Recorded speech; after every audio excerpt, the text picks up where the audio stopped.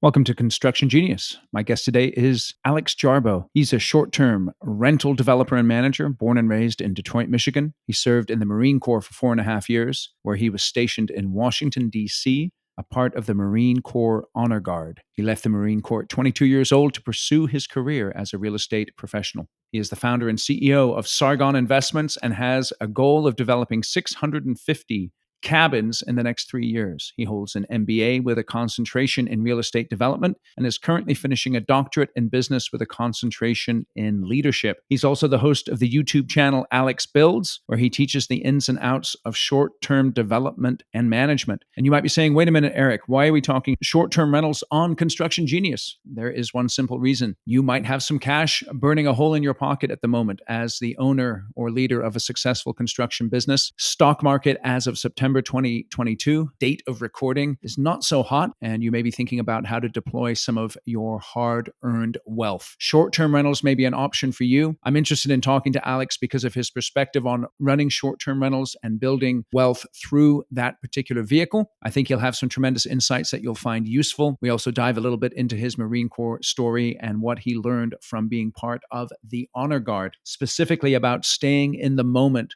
in times of extreme circumstances for others. So enjoy my conversation with Alex. I know you'll get a lot out of it. And if you like this conversation, feel free to share it with other people. For listening to Construction Genius. This is Eric Anderton, and you're listening to Construction Genius, a leadership masterclass. Thomas Edison said that genius is 1% inspiration and 99% perspiration. If you're a construction leader, you know all about the perspiration, and this show is all about the 1% inspiration that you can add to your hard work to help you to improve your leadership.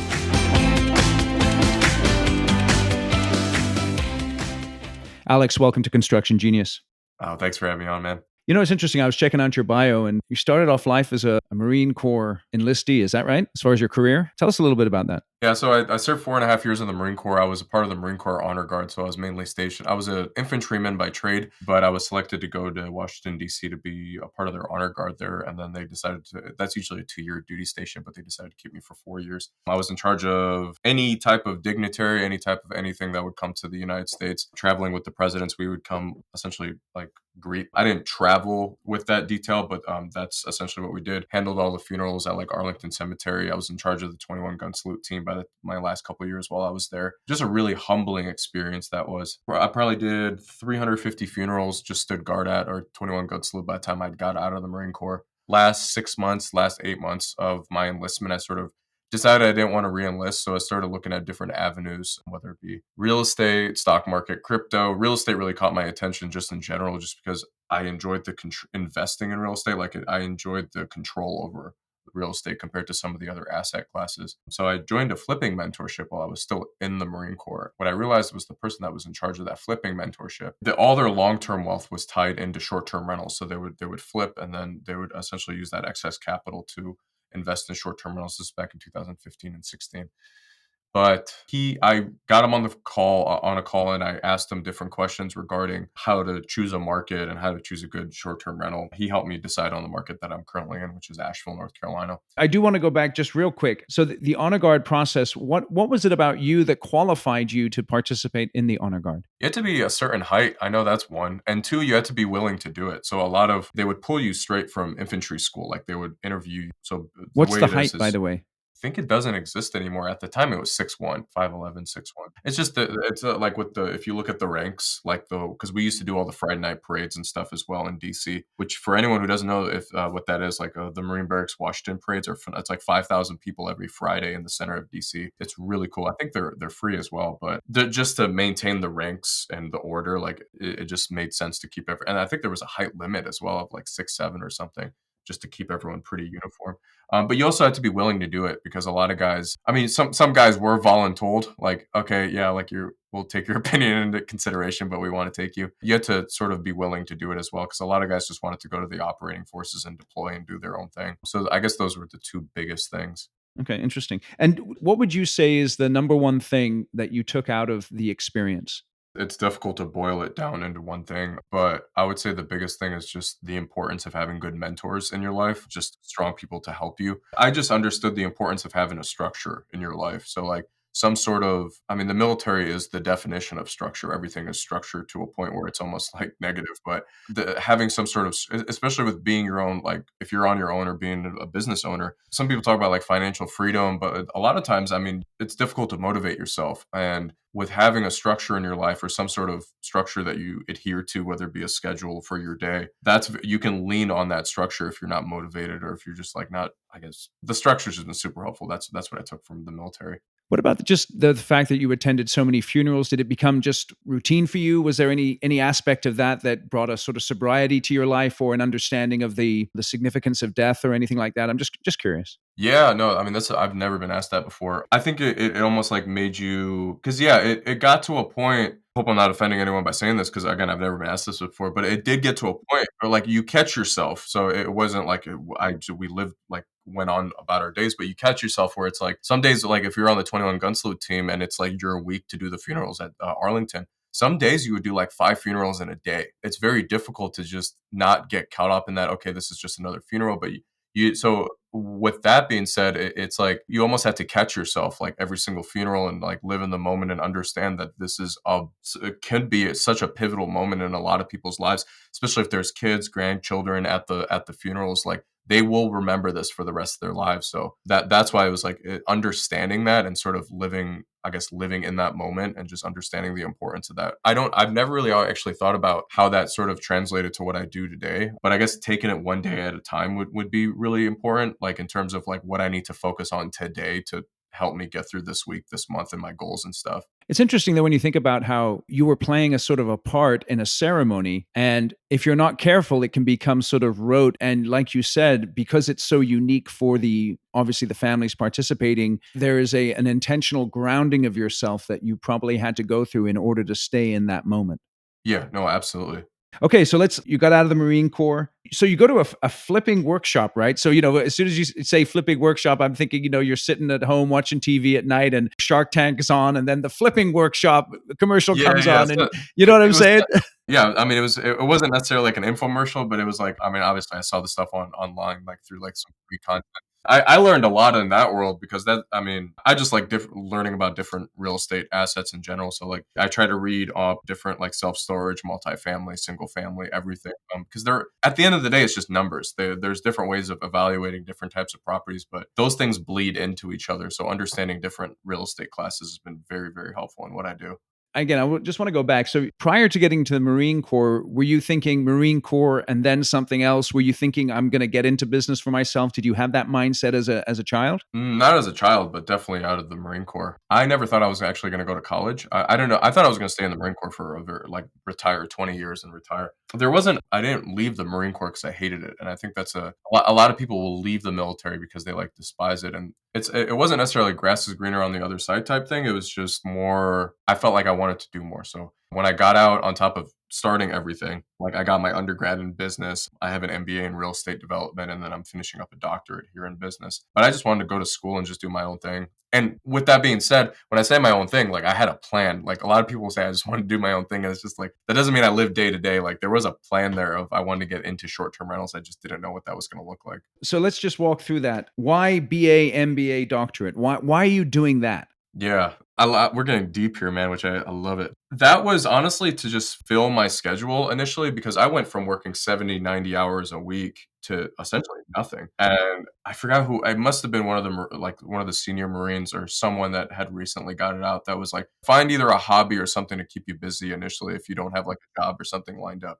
Because you'll lose your mind, which was true. Like when you're used to a certain tempo and then you just cut that off, like people don't realize that. Maybe you don't want complete full control of your time, or maybe, like I said, the structure piece where it was structured to a point where it wasn't like detrimental, but it was like you didn't realize how much of your day was actually structured in you don't realize how much of your day is actually structured in the military. So that kept me busy, and it also paid my bills because a part of the GI Bill, like they pay for your housing while you go to school. So it's interesting because when I work with my clients, you get guys or gals who come out of college, they have their construction management degree, they may even have a more advanced degree, and they walk onto the job site and Nothing. Right. And they're clueless, right? But they think they're not. How do you balance your academic knowledge with the real world knowledge? How do those two things play together in terms of how you run your business? I had development experience before I went into that MBA, like in terms of like my first two projects. Again, that's not a lot, but I looked at that as just like what I wanted an MBA, and then Liberty University Online offered a concentration in real estate development. I was curious what that world looked like. That was more honestly, it wasn't looking back at all the classes for the real estate development piece. There were probably a couple real estate like specific development pieces where like you got a textbook on real estate development, which is really cool. I love reading textbooks on real estate development compared to like a book written by someone.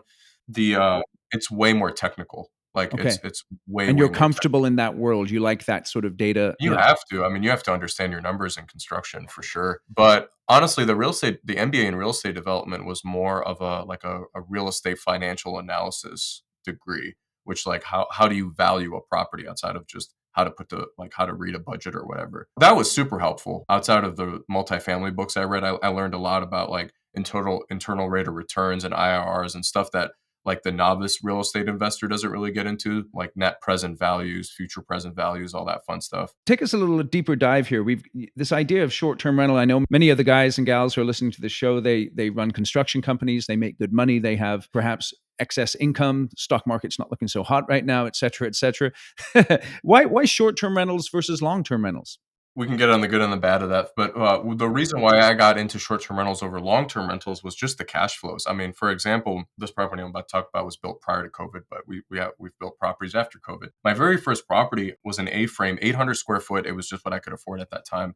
Back in 2016, 17, around there. I think 17 is when I started renting it out, but 16 is when we built it. That one in the last 2 years, last year it did 84,000 in gross and it netted 46,000 after all bills were paid. So that was the power of if that was a long-term rental, I probably would have cash flowed maybe $300 to $500 a month off that. Maybe 1,000 if I was lucky. I'm cash flowing 4 to 5 grand a month off of that one rental alone. That was the draw. Was there was a massive amount of upside if you did it right. From a development piece, there was really not really a big difference between if it was a long-term rental or a short-term rental. There was no difference. We develop our properties with full kitchens and full bathrooms, permanent foundation, stick built houses. So that also plays into there's a built in exit. If it doesn't work out as a short term rental, you can sell it. You can sell it. Before COVID, we were able to underwrite them as long term rentals. That was a backup before selling it. But obviously, everyone listening knows higher cost of everything now. The exit is to sell it to like a couple or like a family if it doesn't work out. This is fascinating. What is the biggest hassle short-term rentals? I mean, it is more tedious and it's like there's more day to day, right? You have more instead of having a long term renter in there that you maybe besides of a couple maintenance issues, you don't really hear too much about people who are constantly coming and going. Now, with that, there is like we've automated almost all of our management side of the business. So the three biggest things is going to be messaging, dynamic pricing, which I'll talk about in a second, and then just your cleaning crew. I've gotten away with not hiring an operations manager because when I realized my boots on the ground is my cleaning company. My cleaning companies go in there anytime between 1 to 3 times a week to clean the property, but they're also inspecting the property. The downside of short-term rentals is just there's just more management, but there are tools to help you manage that piece. Take us a deeper dive. Give us more on this messaging, dynamic pricing, cleaning crew, all that kind of stuff. Tell us, because let's say I've got a chunk of cash, and I'm thinking, okay, how can I deploy this? I hear short-term rentals. Give me a little bit of day to day here. What's going on? What are you doing day to day? Yeah, we'll start with like the 30. So my value to my business at this point, what I realized is looking at land. So I'm really good at assessing the highest and best value in the short-term rental world. Like just when we're looking at raw land to develop from scratch, How much of your stuff are you developing from scratch? I'd say 70% of it. Yeah. Okay, so 70% you're building from scratch, and then 30% you're buying an existing property. Existing property with land. There's some sort of maybe 2 to 4 acres, 2 to 10 acres, whatever, at least 2 acres where there's room for future development. So we'll rehab that property if there's some sort of rehab that needs to be done, like a minor one, like 10 to 15,000. And then we'll rent that out while that cash flows. We build more. And obviously we play around with like construction noise and all that fun stuff. When you say you're building more, what size properties are you buying, or what size properties are you building? Yeah, anywhere between you can go as small as 500 square foot, and I don't like to build over 2,000 square foot. I like Why to don't you want to build over 2,000? It's more like what I've found is it's the sweet spot for how many, it's not necessarily size, it's how much a property can sleep comfortably. I like to stick within the 4 to 6 people, so a two-bedroom, a three-bedroom property. I mean, we do the studio apartments as well, but or the studio we have, like, an A-frame that's, like, 500 square foot that has a king bed and then a queen pull-out couch. That's 4 people. So it's like, I haven't developed 32. The biggest cabin we have that can sleep 14 people, that one can sleep 14 people. That one is 3,200 square foot. That one, there's more lead time when it comes to booking a property, whether it be nobody plans a 14-person getaway or trip on a whim compared to 4 to 6 person properties where people will take random weekend vacations. They'll book that same month. You'll get a lot of last minute bookings, which is not necessarily a bad thing as long as your team can handle it. But those tend to have higher occupancies, and if there's some sort of unique aspect to them where they're designed properly, those tend to rent better. What is the connection between the number of people in the house, so you got your 4 to 6 and your 13, and the amount of hassle in terms of the cleanup and the issues and the partying and all that kind of stuff? With the larger ones, we try to, like the log cabin that we just purchased, we like some sort of buffer between the neighbors, because that to say that you're not going to have some sort of party with 14 people is ignorant. Like, in terms of, like, it's a get together. Like, there's going to be family and friends that are getting together. So we like to have some sort of buffer between the neighbors. We think about the neighbors a lot. We don't want to be known as this big bad developer, just because that's the stigma, right? The big bad developer coming into the community and just destroying it. But so that the bigger properties, that's what we focus on, is sort of having some sort of buffer. And then when it comes to, like, a correlation with, like, parties and 4 to 6 people, the obviously trash it, like, my cleaning crew hauls all the trash away for the larger properties. We're right now what we're developing these 6 to 12 cabin communities, just because there's more scale to that type of business model, these micro resort communities where there isn't really too much of a management. There's scale in when you get bigger, right? So, like, when it comes to the messaging and everything, we have virtual assistants that handle a lot of our messaging. So if all the properties are in the same area, it's easier to send a bigger cleaning crew out there that same day if there's multiple turns.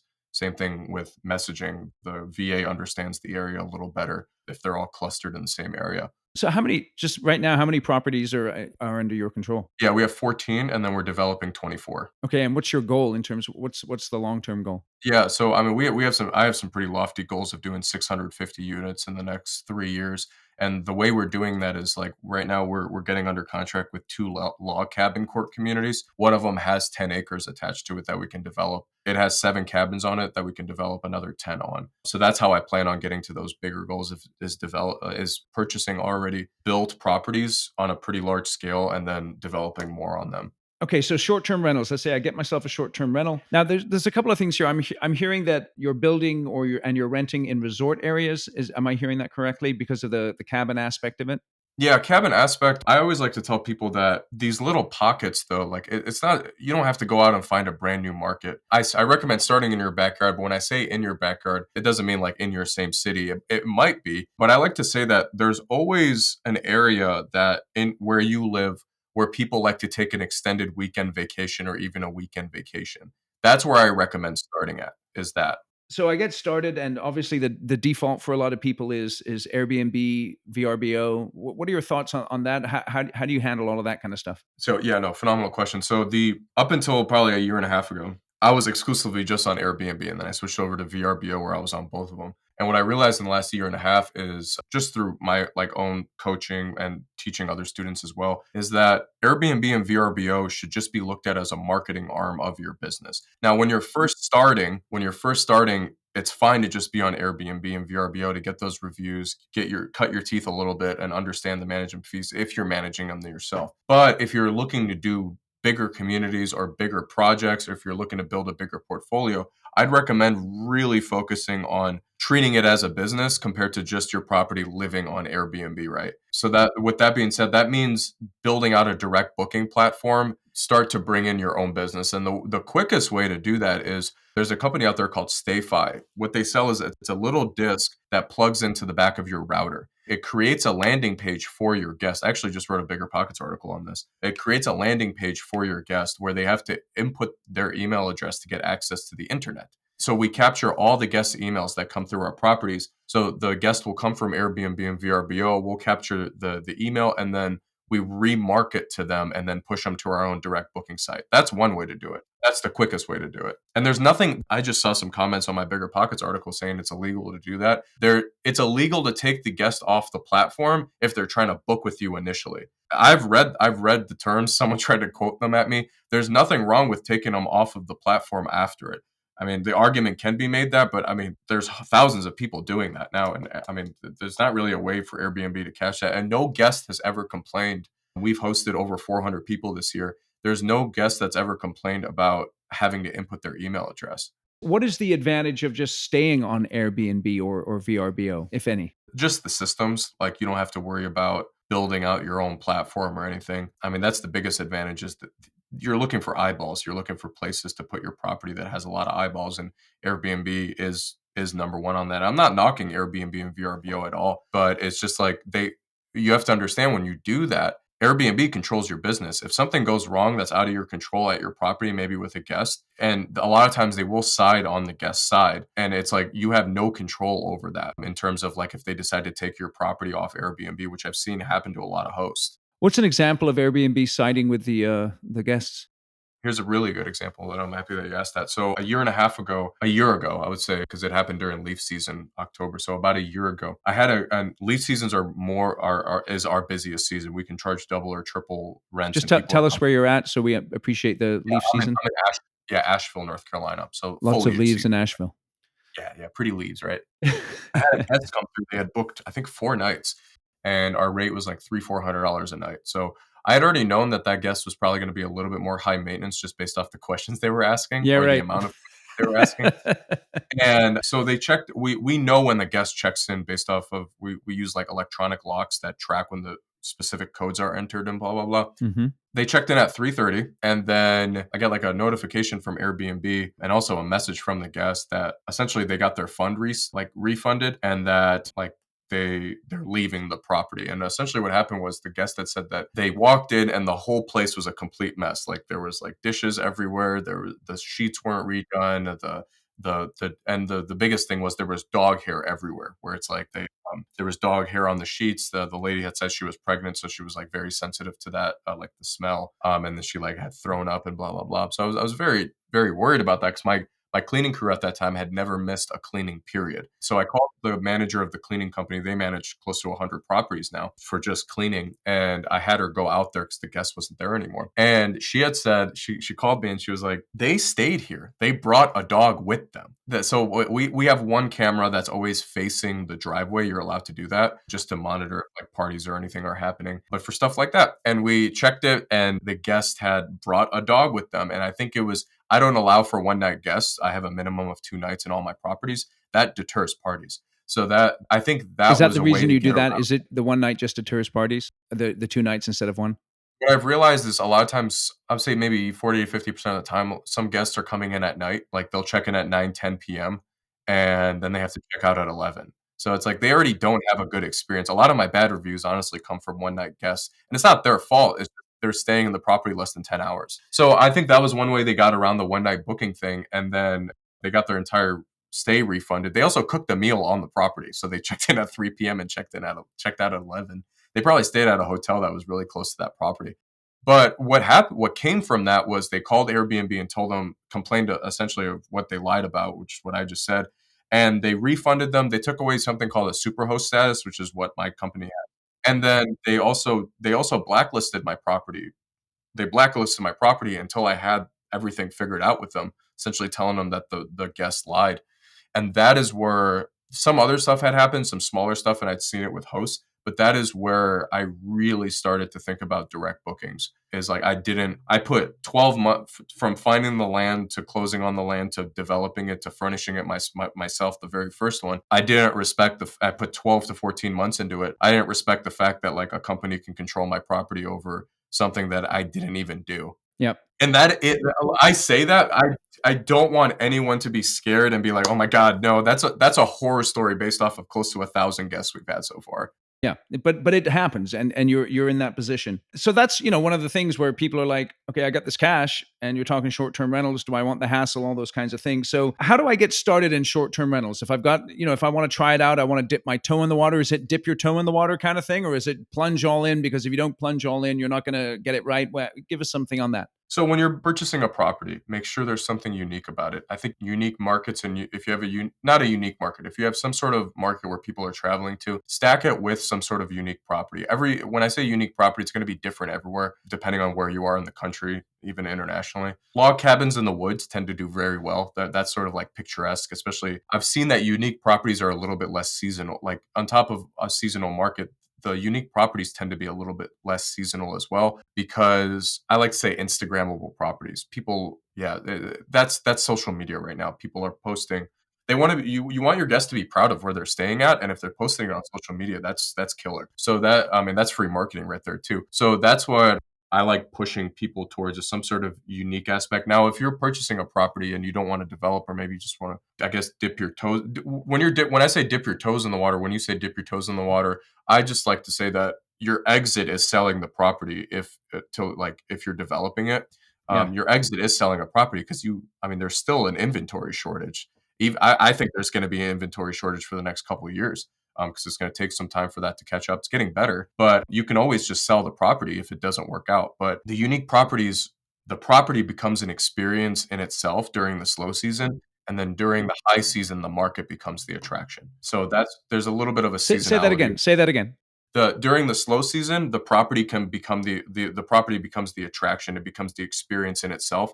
And then during the high season, the property could still be the attraction during the high season, but you're in the high season for that reason. And high season can mean different things in different markets. That's interesting. Okay, so now you've made a conscious decision. It sounds like, to go with smaller properties, because I follow some dude on Twitter, and this guy's like blowing out short-term rentals, but like super luxury, just mind-blowing stuff. Why have you gone with the?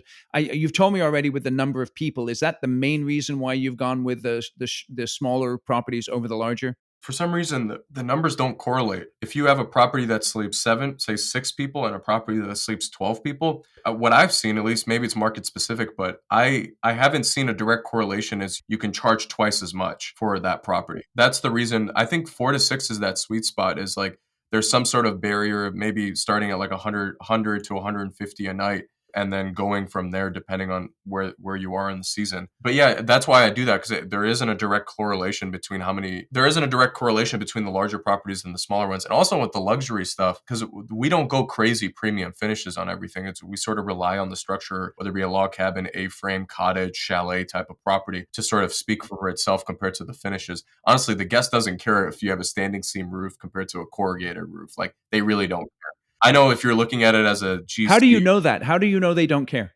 I mean, you can just look at the reviews we have on our properties and how much they make. I've never looked at, maybe if someone's a tradesman or a person that works in construction, they'll be like, okay, damn, they spent a lot of money on that standing seam roof, but a normal guest coming in, vinyl plank flooring, they honestly, I've seen, they don't care. We like to do granite countertops because they're durable, but like they're so awed by like the actual property itself. And you can get away with some like interior design pieces, accent walls, and something that sort of speak for like that help the property compared to just like the premium finishes. And trying to find people to do that stuff right now is very difficult. A lot of luxury materials are on back order. So it's like, I mean, that's my spiel on that. So what's your part in the business that you've developed? Yeah. Yeah. So I mean, I find the land, and I coordinate the financing, because I have investors that I bring on, and then I push everything to a GC. I'm usually the person who's sort of putting together about 80 to 90% of the floor plan. My GC is obviously coming back at me, telling me that's not going to work. So like in terms of like finalizing everything, I put together the community, whether like the look of the community. Like I like to go with some sort of theme. So if you look at my website, cottages, A-frames, barn style type of houses, log cabin communities, some sort of theme. And then for the most part, I'm choosing the floor plan. And then from there, my GC, depending on how big the project is filling in the blanks with like framing plans, electrical plans, and all that fun stuff. Okay. Foundation plans. I'll put together the community without having the foundation plan, without having the land. And then depending on what the land looks like, we put the Oh, foundation interesting. plans together.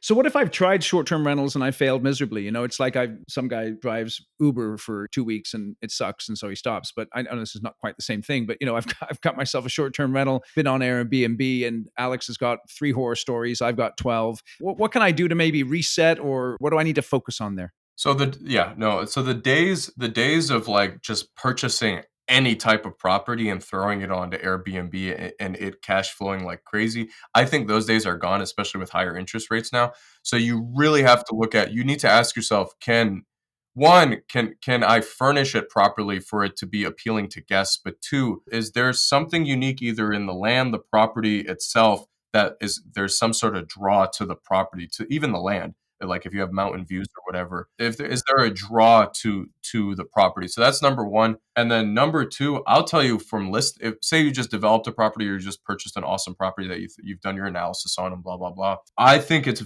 the most when I've probably helped over 100 students just optimize their property. The number one thing, and it's the simplest thing, is making sure you have good pictures. Just like if you're listing a property, that is what's going to catch the guest's eye. We love doing drone photos. Airbnb doesn't allow it. VRBO allows for like 3D floor plans, and then also they allow for video. So like we almost shoot a commercial. If you're on VRBO, we shoot a commercial for our properties, where it's like you're advertising your property. So pictures are the number one thing, and the number two thing that people don't think about is like the listing description, is the words that you're using for your property.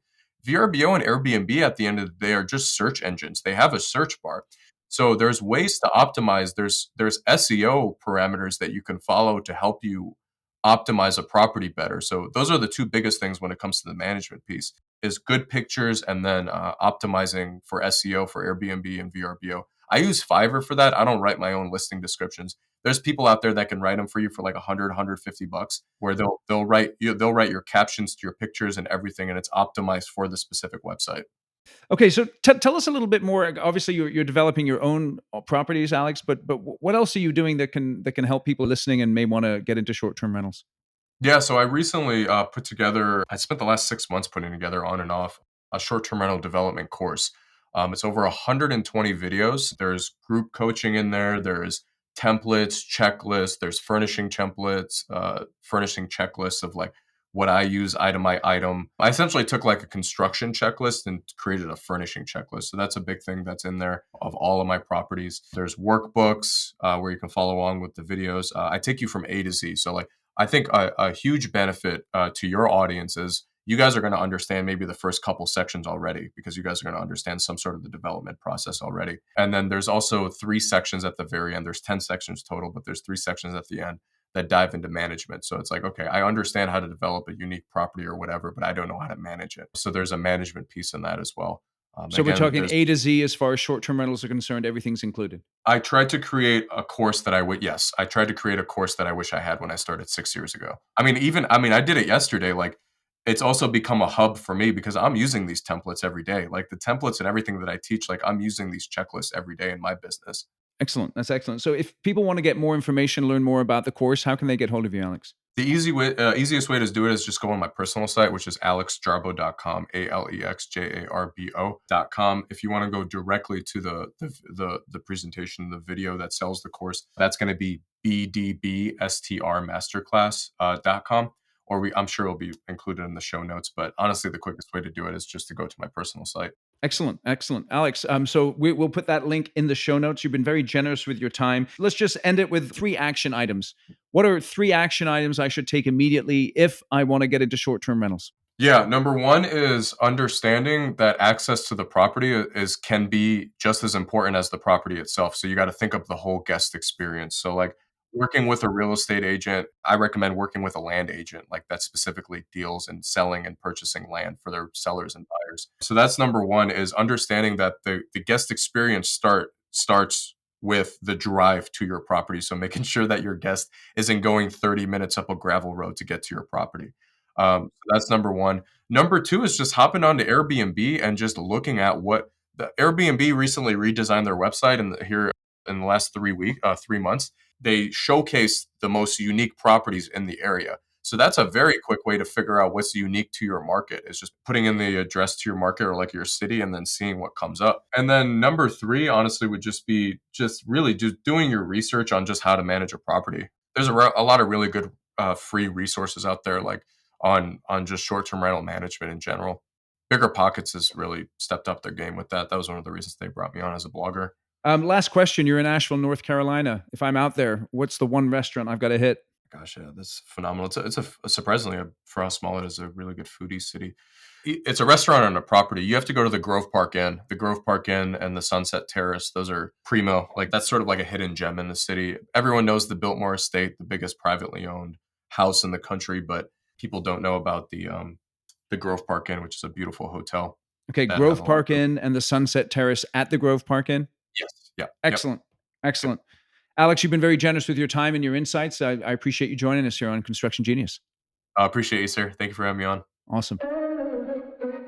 This is Eric, and before you bounce, just want to thank you for listening to Construction Genius here today. Feel free to check out Alex's website, alexjarbo.com, and also his website for the course that he's developed on how to invest in short-term rentals. The links are in the show notes, so if that's something you'd like more information on, go and check out those links. Feel free to share this interview with other people that you think would benefit from it. Let me know if you like this interview, if a topic like this, which is not directly construction related, but has something to do with using your funds wisely. You like this episode? Let me know. I'd really appreciate it. Feel free to share it with other people. Give us a rating or a review wherever you get your podcasts. And as always, thanks again for listening to Construction Genius.